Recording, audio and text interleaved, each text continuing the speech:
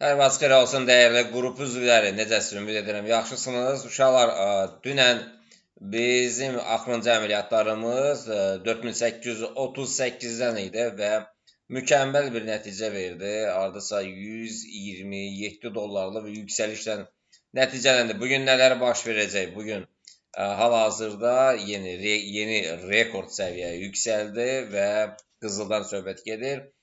Yəni 4967-lərə qədər qalxdı. Yəni biz $500 bir yüksəliş demişdik. Artıq $300 bir yüksəliş olub, qalıb $200. 5193-ə qədər yəni ilkin qalxışı biz nəzərdə tutmuşduq.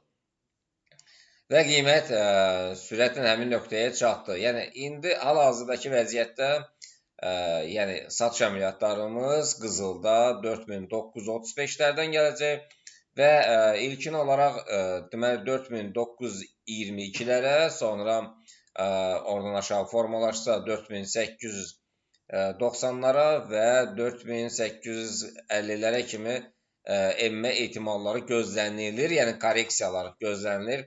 Alışlar əsasən də biz 4968-i gözləməliyik alış əməliyyatları üçün, amma erkən alışlar 4962-lərdən gələ bilər. Yəni hal-hazırdakı vəziyyət budur. Yəni bu üçbucaqdan davam edib üçbucaqdan çıxdı, yuxarı doğru istiqamət aldı. Dünən səhər saatlarında biz sosial şəbəkələrdə də, siqnal kanalında da 4815-lərdən alış əməliyyatları demişdik. O alış əməliyyatlarda ilkin olaraq mükəmməl bir nəticə verdi. Hardasa $23 bir yüksəlişlə nəticələndi. Ondan sonra 2 dəfə satış əməliyyatları $5-10 bir satış əməliyyatları ilə yaddaşlarda qaldı və sonuncu alış əməliyyatlarımız 4835-lərdə idi. Hal-hazırdakı qızılın vəziyyəti budur. Keçək biz Bitcoin-a. Bitcoin nə etdi? Bitcoin dünən satış əməliyyatlarını biz müəyyən etmişdik, gəlirlə nəticələndi. Hal-hazırdakı vəziyyətdə uşaqlar diqqətlə baxın, sual verdilər ki, bu artıq enişdən çıxdımı, çıxmadımı? Amma biz alışları 90.650-ləri nəzərdə tutmuşduq. Bugün alışlar biraz deyək ki, daha tez gələcək, hardasa 90.450-lərdən gələcək alışlar. Satışlar isə 89.250-lərdən gələcək. Bunu qeydə alın, nəzərə alın. Funtun da olan rəqabəti biz deməli alış əməliyyatlarını 1.34450-lərdən qoymuşduq. Alış əməliyyatları mükəmməl bir nəticə ilə, amma satış əməliyyatları formalaşmadı. Hal-hazırdakı vəziyyətdə biz nəyə diqqət etməliyik? Yəni eyni ilə üçbucağı biz nəzərə alaq. Yenə biz magic xətlərimizdən, sehirli xətlərimizdən istifadə edək və alışlar 1.35-100-lərdən, satışlar isə 1.34-700-lərdən gələcək və biz euro-dollarda isə dünən alış əməliyyatları, qəşəng alış əməliyyatları 1.17-lərdən sonra alış əməliyyatları gəldi. Və hal-hazırdakı vəziyyətdə biz hansı nöqtələrə diqqət etməliyik? Alışlar 1.17-600-lərdən, satışlar isə 1.17-300-lərdən gələcək uşaqlar. Bunu da nəzərə alın.